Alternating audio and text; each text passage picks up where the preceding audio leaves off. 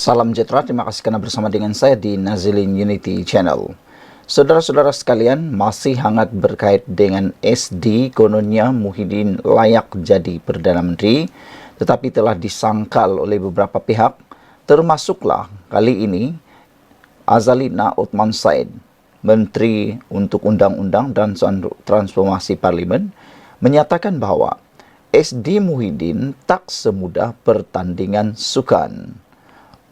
Isu membabitkan 115 akuan bersumpah SD yang dibangkitkan pengerusi Perikatan Nasional Muhyiddin Yassin tidak semudah seperti pertandingan sukan, kata Menteri di Jabatan Perdana Menteri Undang-Undang dan Reformasi Institusi Azalina Othman Said.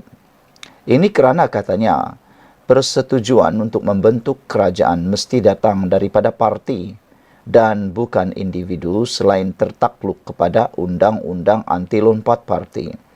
Perkara ini, fakta inilah yang gagal diterjemahkan, gagal diterangkan oleh Parti Bersatu, geng-geng Muhyiddin dan termasuk Muhyiddin.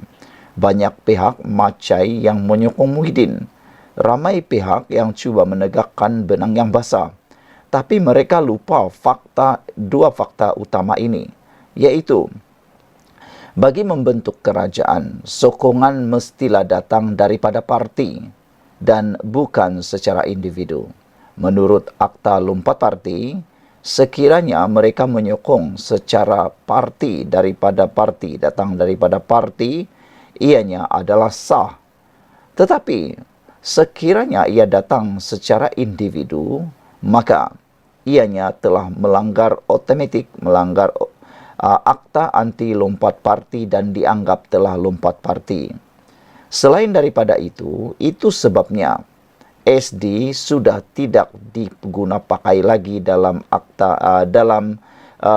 menentukan pembentukan kerajaan. Kerana pengalaman dalam langkah Sheraton yang begitu menyebabkan politik Malaysia jadi huru-hara, terumbang-ambing, telah pun mengajar Malaysia untuk lebih berhati-hati. Itu sebabnya Parlimen telah pun meluluskan di bawah pentadbiran Muhyiddin Yassin lagi itu, telah meluluskan bahawa mana-mana individu yang menyokong atau mahu membentuk kerajaan berdasarkan SD sudah tidak boleh pakai lagi. SD sudah tak boleh pakai lagi kerana ianya telah ditetapkan dalam Undang-Undang Anti Lompat Parti. Maka dengan itu, siapa-siapa yang menyokong secara SD, tanda tangan macam mana sekalipun tanda tangan itu macam mana ribu-ribu pun SD-nya, sudah tak boleh pakai. Mesti datang daripada parti. Kalau datang daripada parti, tak perlu pun tanda tangan SD, boleh diterima pakai. Kalau SD, minta ampun, minta maaf, ianya tidak boleh digunakan pakai. Saudara-saudara sekalian, selain daripada itu, Akta Anti Lompat Parti, khususnya daripada Barisan Nasional UMNO, telah menyatakan sesiapa yang menyokong pembentukan kerajaan secara individu perlu membayar bon sebanyak 100 juta ringgit. Jadi, 10 ahli parlimen daripada Barisan Nasional UMNO yang cuba-cuba nak menjadi pengkhianat, menyokong pembentukan kerajaan secara individu atau solo, kalau kedapatan dan telah melanggar Akta Anti Lompat Parti, sah bakal dikenakan denda 100 juta ringgit kerana langgar peraturan yang dibuat oleh UMNO BN. Dan jangan lupa, mereka telah pun menandatangani borang akur janji yang mana mereka perlu membayar denda tersebut. Dan buktinya pula sangat tepat dengan adanya saksi sehingga ada persetujuan sumpah dan yang hebatnya ada rakaman video.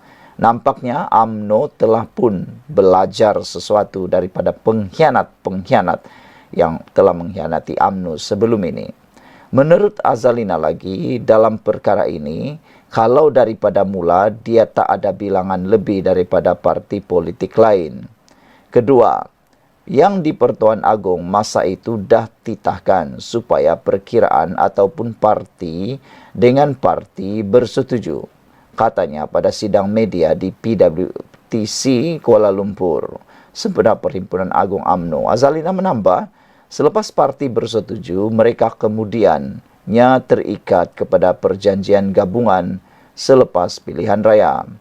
Azalina merujuk catatan yang dibuat di laman X semalam, di mana dia berkata budi bicara yang di Pertuan Agong terdahulu tidak boleh dipertikaikan.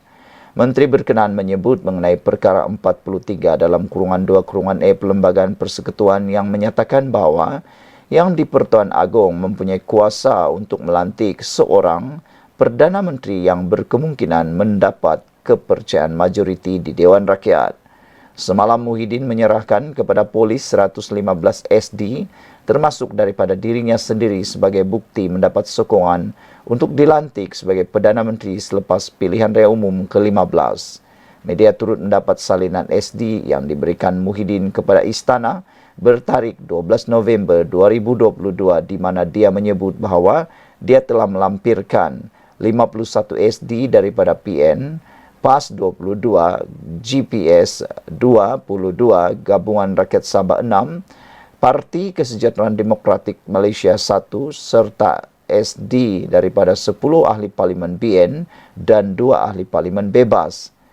Zahid pada masa itu berbalah pendapat dengan ahli parlimen BN mengenai sokongan terhadap Anwar Ibrahim. Walau bagaimanapun, Zahid telah pun menyatakan bahawa terdapat 2 SD yang berbeza, yang mana 10 ahli parlimen yang kononnya menyokong Muhyiddin Yassin telah menandatangani 2 SD, iaitu SD menyokong BN dan SD yang menyokong Muhyiddin Yassin. Oleh sebab itulah 10 MP itu tidak boleh dikira sebagai menyokong Muhyiddin Yassin. SD berkenaan antara dokumen yang diberikan Muhyiddin kepada polis yang membantu siasatan dalam ucapannya yang menyentuh 3R. Sebelum ini tular di media sosial mengenai ucapan bekas Perdana Menteri itu yang dikatakan menyentuh kewibawaan Sultan Pahang Al-Sultan Abdullah Riayatuddin Al-Mustafa Bilal Shah. Saudara-saudara sekalian, apa pula pendapat anda semua? Kalau selepas mendengar daripada penafian Muhyiddin Yassin, daripada Zaid Hamidi, ia cukup jelas bahawa sebenarnya Muhyiddin memang tidak boleh dilantik Perdana Menteri. Bersyukurlah kita, kata netizen, kena kebijaksanaan daripada Ketua Duli Yang Maha Mulia di Pertuan Agong ketika itu telah menyebabkan negara ini kini telah pun stabil. Sekian dulu untuk kali ini. Jangan lupa tinggalkan komen anda.